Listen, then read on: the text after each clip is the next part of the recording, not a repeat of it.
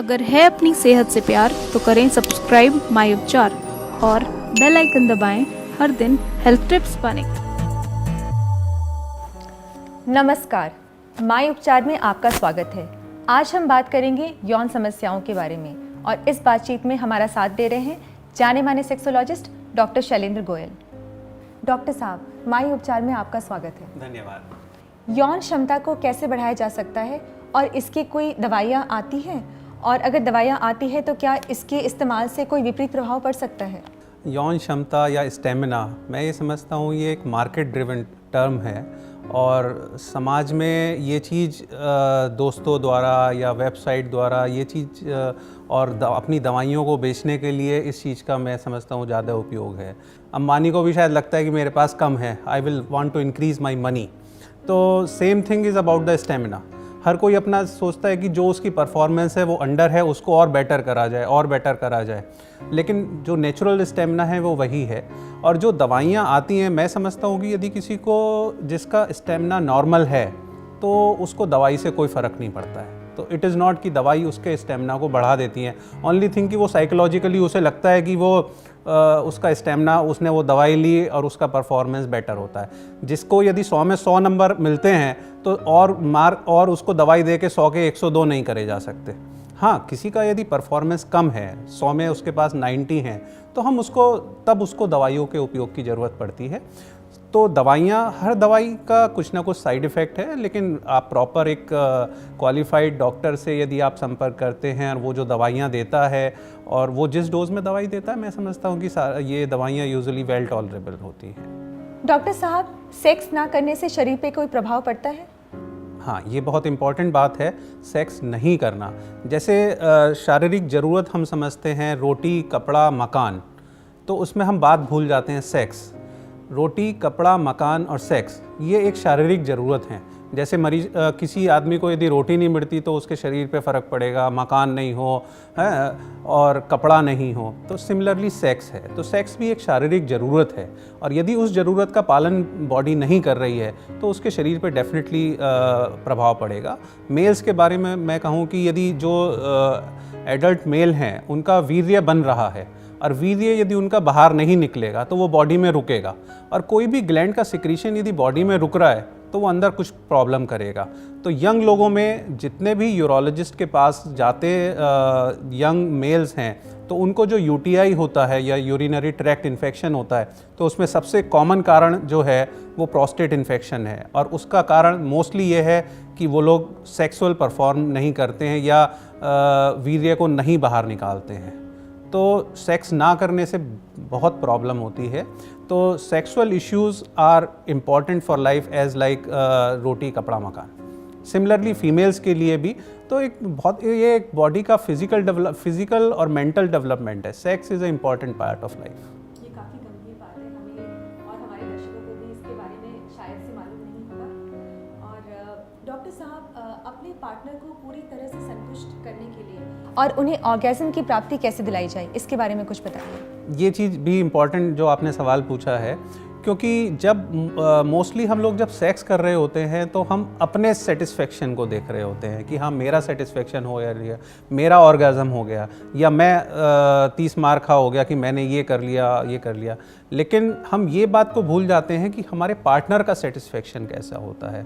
और इसमें मैं जो अधिकतर समय में समझाता हूँ कि हमारी जो सोसाइटी है या जिसमें है, तो उसमें क्या होता है कि मेल पार्टनर क्या है, वो सेक्स के बारे में सोच रहा है। वो ऑफिस से निकला, उसने आज सोचा कि आज मुझे सेक्स करना है, वो मेंटली वहीं से। सेक्स के 3 पार्ट होते हैं, one is a mental sex, second is a four play and third part is actual internal penetrative sex, जिसको हम अंदर डालने वाली बात कहते हैं। और तीनों ही इम्पॉर्टेंट पार्ट हैं। और तो मेल पार्टनर क्या है, वो तो पहले से सोच रहा है, तो उसका मेंटल सेक्स स्टार्ट हो चुका है ऑफिस में ही शायद। जब वो घर आया उसने फोर प्ले शुरू किया, बट उसके पार्टनर का मेंटल सेक्स तब शुरू हुआ at the end of four play, जब शायद मेल पार्टनर ने तब तक अंदर डालना शुरू कर दिया, उसने पेनिट्रेटिव सेक्स शुरू कर दिया, बट फीमेल पार्टनर ने तब तक अपना मेंटल एक्टिविटी उसकी तब शुरू हुई। अब फीमेल पार्टनर को भी उतना टाइम चाहिए, उसने तो मेंटली तब सोचना शुरू किया जबकि मेल ने पेनिट्रेटिव सेक्स शुरू कर दिया। तो फीमेल का अभी मेंटली सेक्स शुरू हो रहा है, तो she is not wait now. तो उसका तो अल्टीमेटली मेल का क्या होगा, वो अपना 1-2 मिनट में ऑर्गेज़म को प्राप्त कर लेगा और फीमेल पार्टनर अनसेटिस्फाइड रहेगा। तो व्हाट कम्स हेयर, तो फीमेल पार्टनर को भी मेल पार्टनर को इन्वॉल्व करना पड़ेगा अपने मेंटली और फोर प्ले वाले पार्ट में। तो दोनों साथ में चाहे कोई सेक्स गेम खेलें या सेक्सुअली सोचें या दोनों पोर्नोग्राफी देखें या दोनों इस बारे में बात करें, सो दैट जब शुरुआत हो तो दोनों मेंटली एक्टिव हों जो वो काम करने जा रहे हैं उस लिए, और फोर प्ले में दोनों लोग इन्वॉल्व हों। आपने फोर प्ले में अपने फीमेल पार्टनर को इंड्यूस करना है उसके सेंसिटिव ऑर्गन्स पे जिससे वो इंड्यूस हो, और पेनिट्रेटिव सेक्स में बड़ा लिमिटेड टाइम होता है, नॉर्मल वही 2-3 मिनट टाइम होता है, जो कि बीएफ में और वेबसाइट में और दोस्तों से बात करके लगता है कि 10-10, 15-15 मिनट होता है, वो एक्चुअली ऐसा होता नहीं है। तो जब एक बार आप अंदर एंटर करते हो तो 2-3 मिनट में आप स्खलित हो जाते हैं। तो वो वाला पार्ट आपको तब करना है जब आपका फीमेल पार्टनर भी इतना उत्साहित हो कि वो कहे कि ऑन डिमांड कि नाउ यू डू इट। तो ये चीज़ आई थिंक अंडरस्टैंड करना ज़रूरी है। हाँ, कुछ लोगों के साथ डेफिनेटली कुछ ना कुछ मेडिकल प्रॉब्लम्स हो सकती है, उनके टाइमिंग इश्यूज हो सकते हैं, तो उनको दवाइयों से ठीक किया जा सकता है। बट मेन चीज़ अंडरस्टैंडिंग है कि हाँ, दोनों पार्टनर को साथ में इन्वॉल्व करना है, और best part of the sex is कि यदि दोनों पार्टनर सेम टाइम पे ऑर्गेज़म को प्राप्त करते हैं। डॉक्टर साहब, मैस्टरबेशन जो है ये एक ऐसा विषय है जिसके बारे में आमतौर पर ज़्यादा बातचीत नहीं होती है, लोग इसे गलत समझते हैं। तो क्या हस्तमैथुन एक सामान्य क्रिया है या फिर एक लत है, और अगर ये लत है तो इस लत से कैसे छुटकारा पा सकते हैं? मास्टरबेशन या हस्तमैथुन, एक आपने बिल्कुल सही, ये एक बहुत कॉमन टॉपिक है और आजकल युवाओं के दिमाग में इसको लेके बहुत भ्रांति हो जाती हैं। तो जैसे हमने पहले डिस्कस किया कि क्या सेक्स ज़रूरी है ज़िंदगी के लिए, तो ऐसे मैं कहूँगा कि मास्टरबेशन भी एक ज़रूरी है ज़िंदगी के लिए। यदि हम कहें सोशली, यदि कोई मैरिड नहीं है और वो किसी के साथ सेक्सुअल कांटेक्ट में नहीं है और हम कह रहे हैं सेक्स ज़रूरी है, तो क्या वो प्रोस्टिट्यूट के पास जाए? नहीं। तो प्रोस्टिट्यूट के पास जाने में पता चला वो 4 बीमारी और लेके आएगा।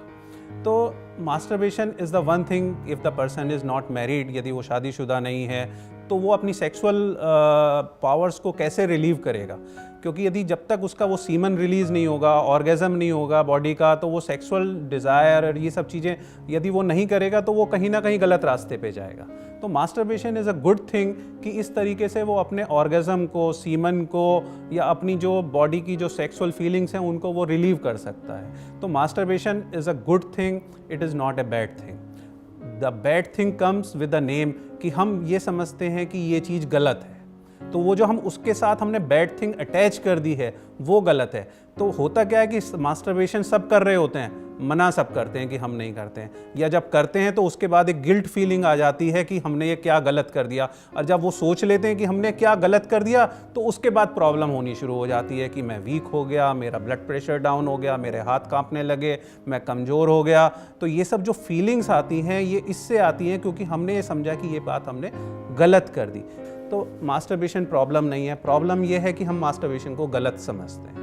मास्टरबेशन को हम समझते हैं कि ये एडिक्ट है, ये चीज़ है। सोसाइटी में बात करें, हम अपने फादर से बात नहीं कर सकते, दोस्तों को खुद नहीं पता होता, वेबसाइट पे देखते हैं, तो डिपेंड करता है कि कौन सी वेबसाइट हम देख रहे हैं। हमने सर्च करा पोर्नोग्राफी, वेबसाइट पे आया, लिंक वहाँ पे आया, मास्टरबेशन गलत है, इससे बचें, तो वहाँ से वो जो लिंक पे गए वो अपने आप में मार्केटिंग वाला लिंक है कि हाँ भाई अब इससे छुटकारा पाने के लिए आप 5,000 रुपये दीजिए। तो ये सब चीज़ें मार्केटिंग है। तो मास्टरबेशन इज़ अ लाइफ की इंपॉर्टेंट चीज़ें करना चाहिए यदि आप सेक्सुअल कांटेक्ट में नहीं है। यदि आप अच्छा दूसरे वही सेक्सुअल एक्ट, वही सब सीमन जब आप वाइफ के साथ सेक्स कर रहे हैं, यू आर मैरिड, तब सीमन निकल रहा है, तब आप कमज़ोर नहीं होते, उसको आप लत नहीं बोलते। हाँ, उसको एक बोल देते ना कि उसको चाय पीने की हैबिट है, वो दिन में 4 बार चाय पीता है, लेकिन हाँ डेफिनेटली कोई 10 बार चाय पी रहा है तो दैट इज़ रॉन्ग, वो कहीं ना कहीं आपको वो हैबिट कर रही है। तो यदि कोई बंदा मास्टरबेट कर रहा है डेली या हफ्ते में 2 बार 3 बार, तो that is not a problem. अब दिन में 4 बार कर रहा है, ठीक है, 4 बार वाला वही जैसे मैंने बोनस वाली बात करी, कुछ समय तक चलेगा, नहीं चलेगा, वो इतना रेगुलर नहीं हो पाएगा वो। तो लेकिन हाँ, कोई if it is 24 hours he is occupied about a masturbation और सेक्स, तो समथिंग देयर इज़ अबाउट कि उसका मेंटल फ्रेमवर्क में कुछ प्रॉब्लम है, तब उसको साइकोलॉजिस्ट से सलाह लेनी चाहिए। Otherwise masturbation is not bad. Doctor साहब, अगर कोई व्यक्ति मैस्टरबेशन का इतना आदी बन जाए कि उसका नॉर्मल सेक्स लाइफ से डाइग्रेशन हो गया है, मतलब अब वो उसको नॉर्मल सेक्स लाइफ इतनी रुचिकर नहीं लगती क्योंकि अब वो मैस्टरबेशन से खुश हो जाता है, तो क्या ऐसे केस में व्यक्ति की सेक्सुअल ड्राइव या फिर लिबिडो में कोई असर पड़ता है मैस्टरबेशन से? ये चीज़ आती है कि कहीं ना कहीं मेंटल फ्रेमवर्क या लाइकिंग की बात आती है कि जैसे कुछ लोग होते हैं उन्हें किसी एक फीमेल पार्टनर में बहुत आनंद आता है, दूसरे फीमेल पार्टनर या सपोजिटली वाइफ के साथ यदि वो उनको फिजिकली अट्रैक्टिव नहीं लगती तो उसके साथ उनकी लिबिडो कम होती है। तो सिमिलरली यदि कोई आदमी मास्टरबेट कर रहा है, उसको मास्टरबेशन में ज़्यादा आनंद आ रहा है और उसको अपने पार्टनर के साथ सेक्सुअल संबंधों में उतना आनंद नहीं आ रहा है, तो इट इज़ वो उसके मेंटल फ्रेमवर्क पे है कि उसको क्या चीज़ ज़्यादा अच्छी लग रही है। लेकिन हाँ, कहीं ना कहीं यदि उसका फ्रेमवर्क थोड़ा सा सोसाइटल इश्यूज़ से डिफरेंट लगता है या कोई चीज़ एबनॉर्मल लगती है तो उसको मनोचिकित्सक की सलाह लेनी ज़रूरी बनती है। धन्यवाद डॉक्टर साहब। तो दोस्तों, जैसा कि आपने देखा कि आज हमने एक बहुत ही गंभीर टॉपिक पे बात की है, जो कि है यौन समस्या। ज़्यादातर इसके बारे में खुलकर बातचीत नहीं होती है, तो आशा करती हूँ आपको काफ़ी सारा इन्फॉर्मेशन मिला होगा। तो अगर आपको ये वीडियो अच्छा लगा हो, कमेंट ज़रूर कीजिएगा और साथ ही लाइक और शेयर भी। और हाँ दोस्तों, माई उपचार का यूट्यूब चैनल सब्सक्राइब करना ना भूलें। मिलते हैं जल्द ही एक नए एपिसोड में एक नए टॉपिक के साथ। तब तक के लिए धन्यवाद।